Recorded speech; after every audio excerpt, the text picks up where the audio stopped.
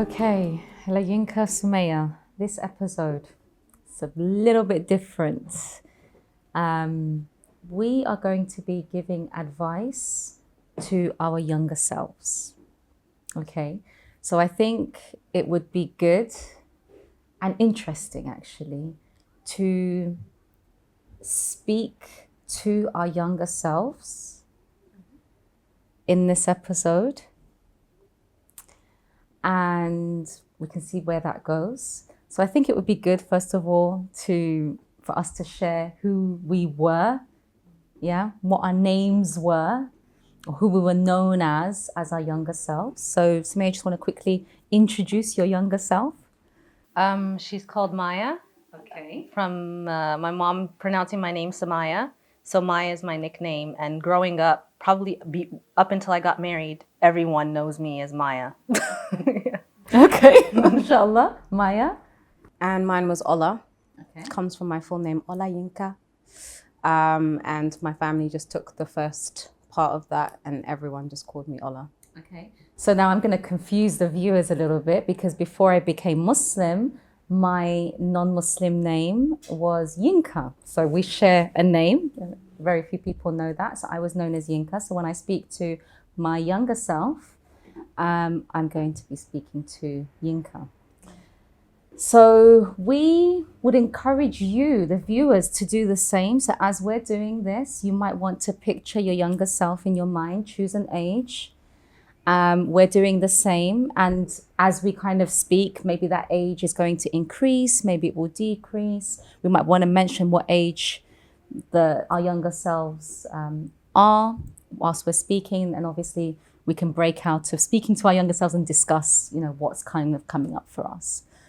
So, You want to go first? Yes, I think that's a good idea. why are you asking me to go first? Normally I kind of pose the question. Yalla. Okay, so I'm looking at Yinka, and I'm seeing Yinka as a teenager. Actually, I'm seeing Yinka as a teenager, before Islam, obviously, and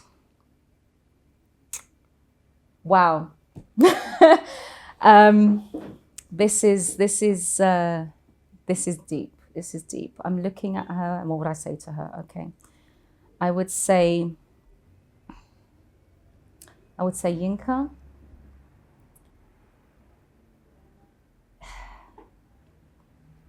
this is hard.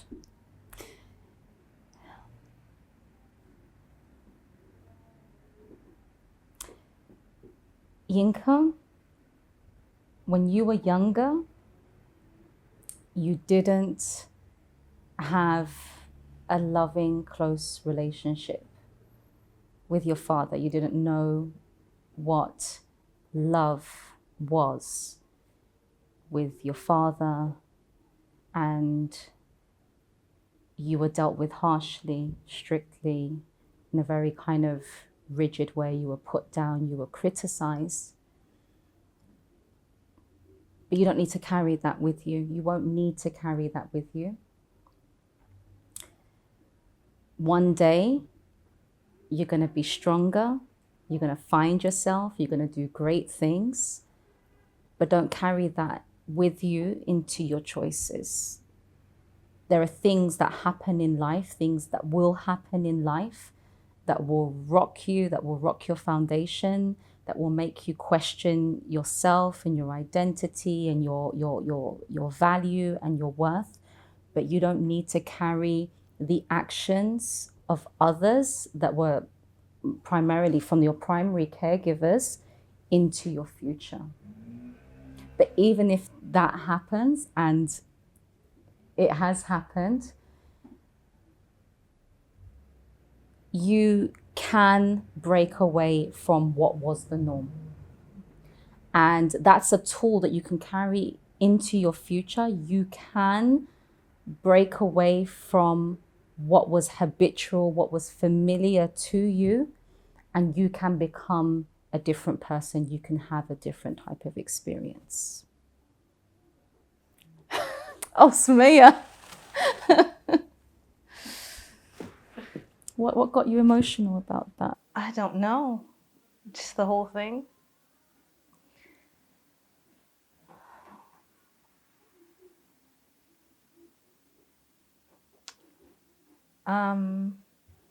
I think I'm thinking about little Maya as you're talking. I'm looking for my tissue.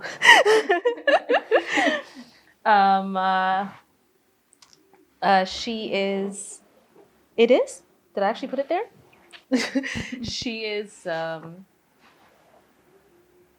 about 7 or 8.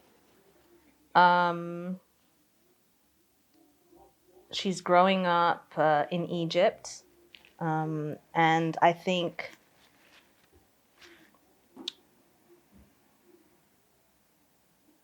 she felt that she didn't fit in, and that was a big pain, a big source of pain, and kind of trying to find her place, in every way.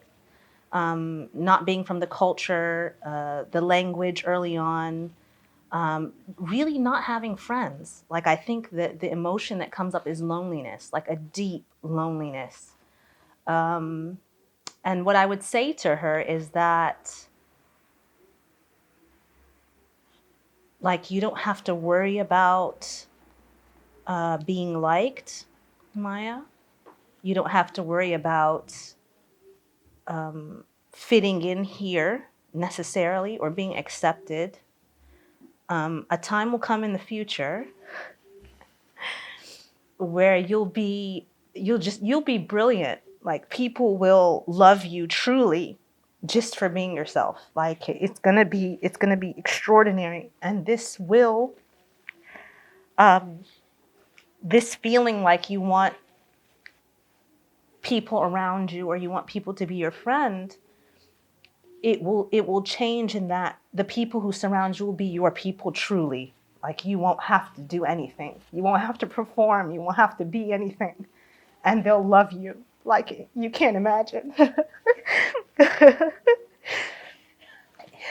love it because I'm one of your people.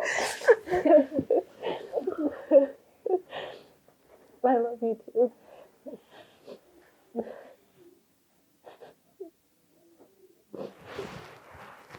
He's gonna kill us for the mics.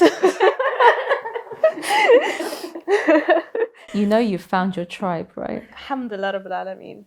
I'm so grateful, and from the contrast, I really appreciate it that much more. Like, truly. Alhamdulillah.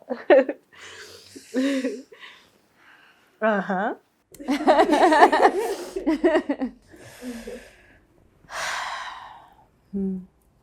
We knew this would be emotional, but we didn't realize how it's like we started and just bam. And I think that's what kind of inner child work does. It just hits the right points. It's so deep. It's so so old. deep, Yeah. but it works. Yeah. It works.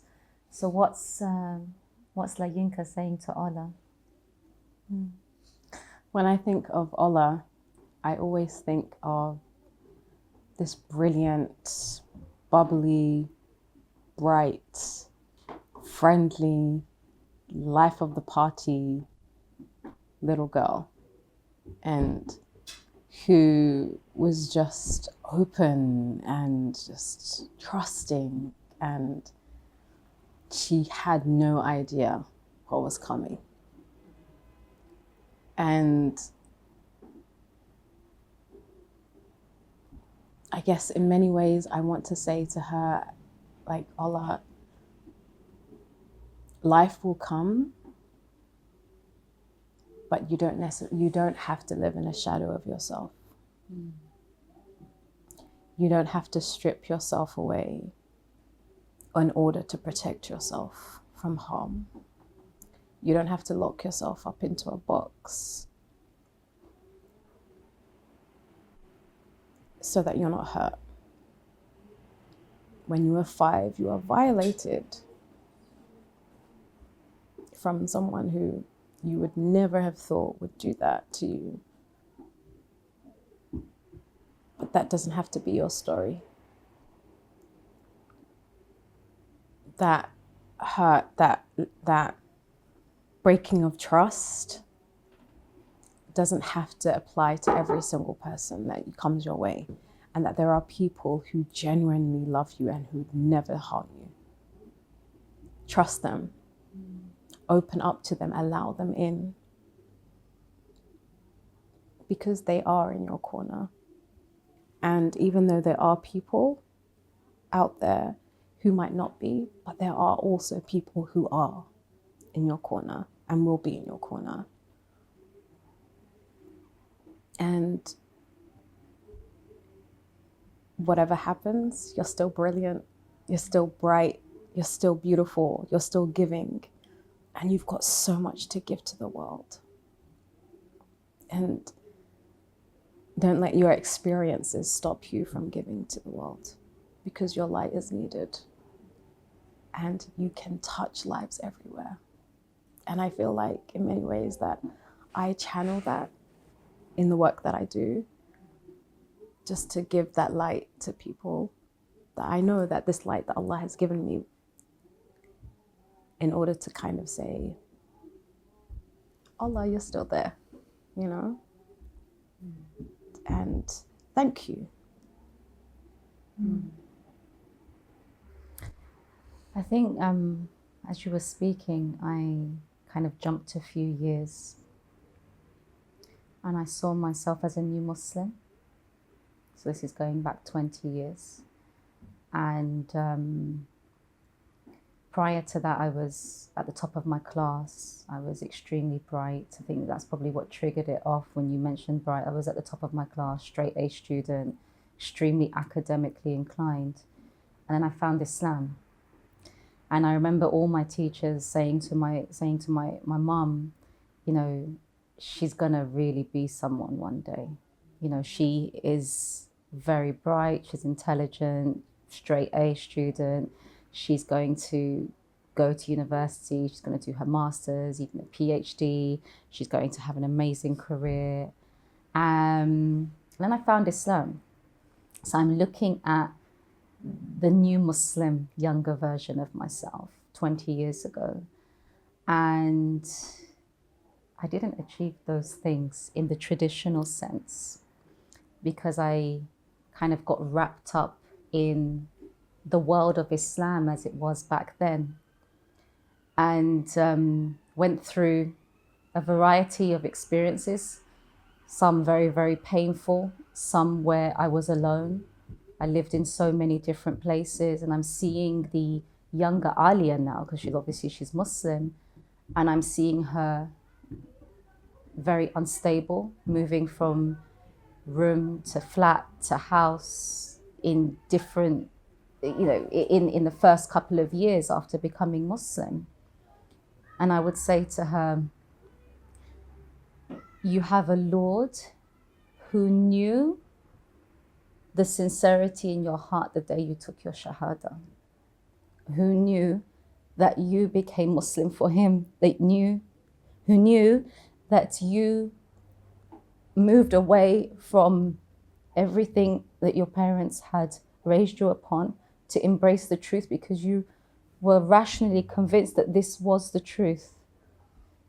And as a result of that, maybe, yes, you didn't achieve what they said you would achieve, but you know what? You have a Lord who remembers everything, and he remembers the sacrifice you made the day you testified that he is one and that Muhammad sallallahu alaihi wasallam is his final messenger.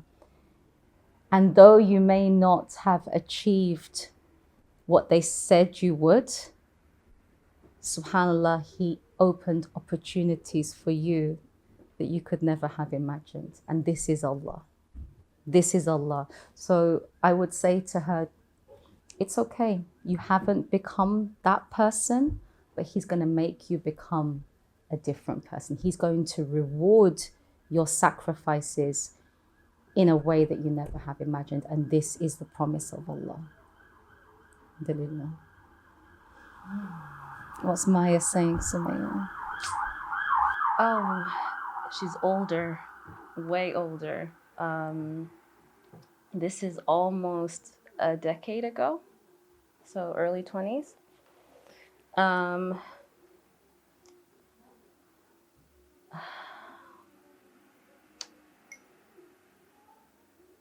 I think she's newly married, moved over here, away from everyone and everything, redefinition time. This is where she becomes Sumayah.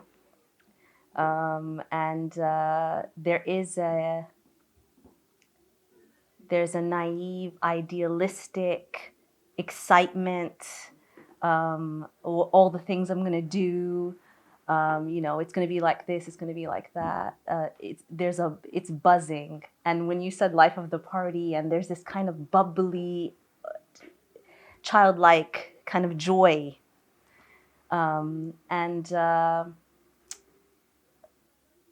time will come in the coming years where that's just gonna get like pummeled out of her over time. Like, it's coming. And when I think of her then, I feel that sadness because she has no idea. She has no idea what's coming.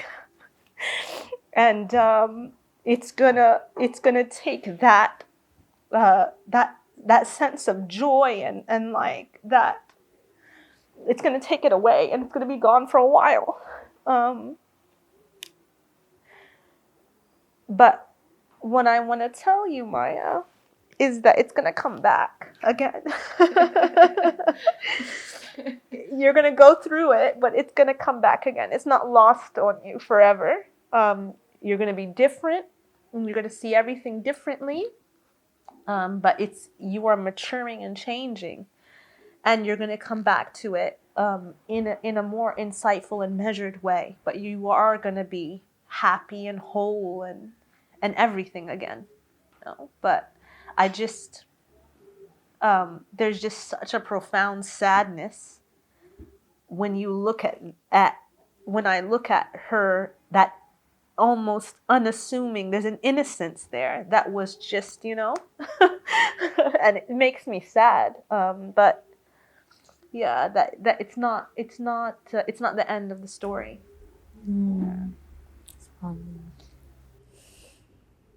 LaYinka?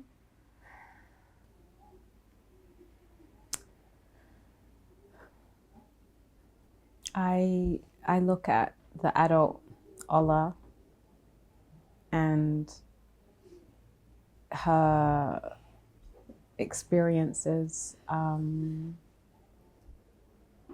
the last 20 years and the choices that she's made.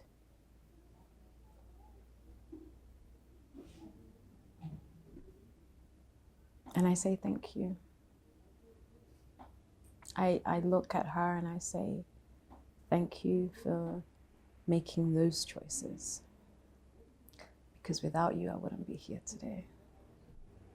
Thank you for the doubts, for the wrong turns, for the moments of just sheer frustration, for the grappling onto the rope of Allah, and not even understanding even how much longer you're going to be able to hold on.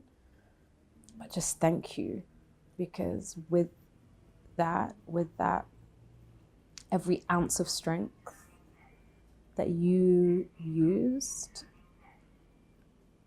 I've been able to get to the point I am at right now, alhamdulillah. And even just the choice to leave the country and go to Egypt, and having all sorts of things being said about me and about her, and her doubting herself and like berating herself and hating herself and all of that. But, just holding on and deciding to make change. I'm so grateful for Allah. I'm so grateful that Allah just gave her all that she needed at every single stage so that we could get here. Alhamdulillah.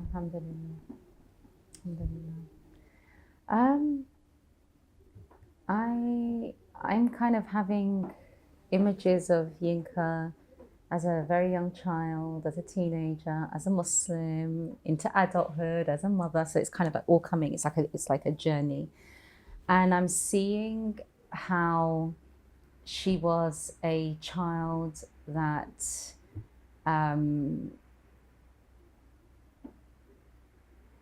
that didn't experience, as I mentioned earlier, the love that she needed, and searched for it in different ways. Before Islam, she searched for it. When she found Islam, she searched for it within the community. Didn't find it within the community in her early years. Didn't find that belonging. Searched for it with sisters, in marriage, and having only gone through the most difficult test of her life, finally found it in two places. And my advice to my younger self would be, you will only ever find true, deep, everlasting love in those two places. And all those years that you were trying to find it, it was, and the hollowness and the searching and the feeling of rejection and the emptiness and isolation, you know what? It was all so that you could find it in these two sacred places. And those places are with him and inside, within. And so I say to her, you've arrived, you're home. You know, you've been searching for home all this time, you know, pretty much your whole life. But you will always be at home when you love yourself enough, when you value yourself, when you love on yourself hard, and when you love him. And when that happens, that's when you can allow love in. So, yeah, that's a reflection that I have. We've kind of gone round talking about this, and it's been very emotional, and I'm sure if we carried on, we would just take different insights and would have different reflections, and it would probably become even more healing. This is kind of like inner child work, yeah, where we are reparenting the neglected, the rejected, the lonely, the scared, the angry, the hurt, the abused child.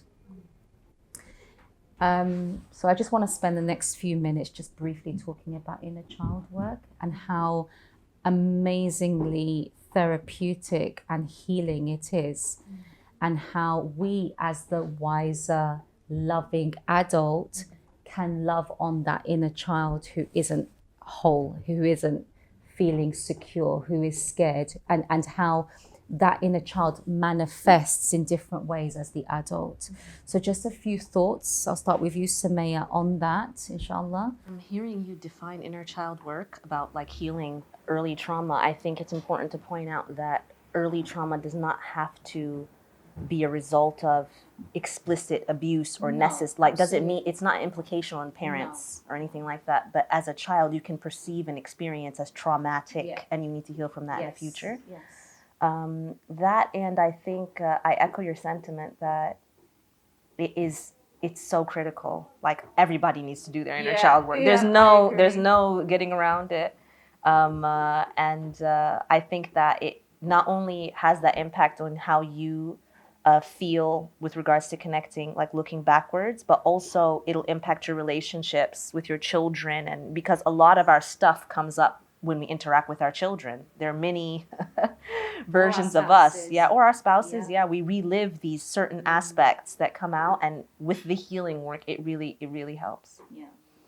So it's something you would definitely encourage everyone to do. Absolutely. Look into it, learn about it, read up on it, and find a way to practice. I completely agree that it's vital, and we don't know actually the extent of what we're carrying from our childhood. Yes. Especially things that we have unconsciously or consciously chosen to block out, and things that we choose not to revisit and not to talk about. You find, in the work that I do, I find that people have numbing behavior based on trauma from childhood. And like you said, trauma isn't just the things that we categorically label as trauma. As long as it was traumatic to us. Yeah, as long as it was traumatic and it had an emotional impact. Even just a parent's look can be taken as trauma, and then we're triggered. That person is triggered time and time again. And you don't know why that look that person gives you, or you don't like them, or and that's because you've held on to whatever emotion that traumatic event, you've stored it.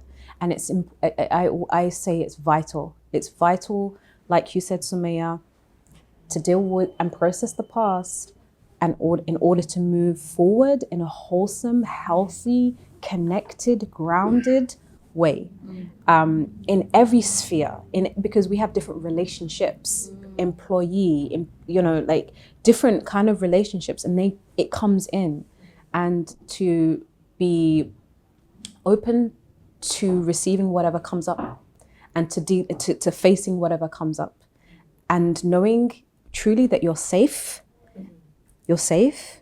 now, and you're just trying to get that inner child back to safety, because clearly they don't feel safe, and getting them back to safety, and highly encourage it. I think my final thoughts on this is that we are adults who are journeying through this life, as you said, with many different relationships, with the spouse, with friends, with people that we work with, people that work for us, and so on. And if you find yourself reacting to certain experiences or certain types of people, and you can't quite make sense of why that is, and it's a pattern, it's something that's quite regular, often it's linked back to something that you've experienced as a child that left a lasting impression on you unconsciously. And it's important for you to address that by addressing how the child experienced that event or that person or that experience at that age. And often what you find with inner child work is that when you do that, when you address the fear, not the fear that you have now as an adult, but the fear the child had at the time, you will find the ways in which you react to people and events and experiences now as an adult, or the way that certain emotions manifest, will begin to disappear, because you've resolved the deeper rooted issue, which is often what happened there, the traumatic experience that happened there.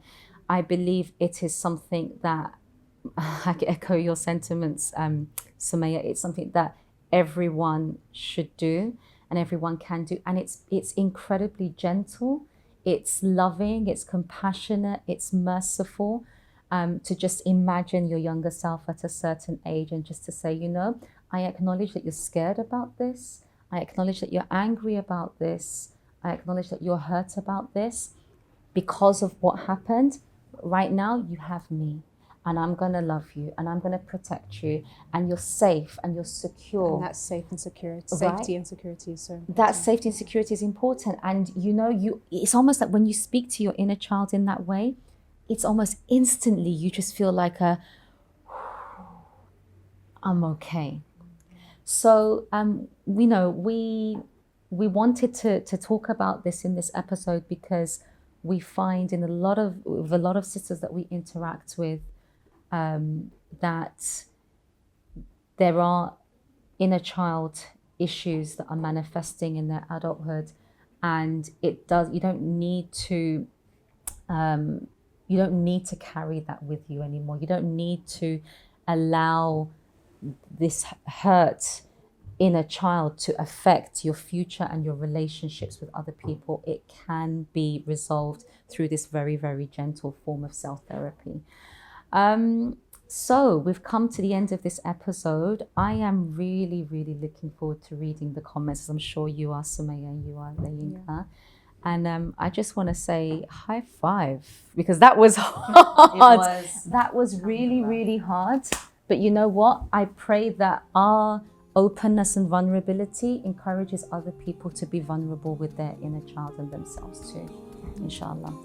Okay, that's the end of this episode. We'll see you at another episode of Honesty Talk, inshallah. I was working within the sexual violence field, and in particular with trafficking and female genital mutilation. Like you said, professionally, going from a facilitator. It was absolute turmoil in my life because I was challenging my identity crisis. My father was about to be released from prison. I didn't know who I was again. So many different transitions in a very, very short space of time. Who am I? In order for you to, subhanallah, get to the place that you are at now, you had to take that step. Why Allah? Why are you testing me again?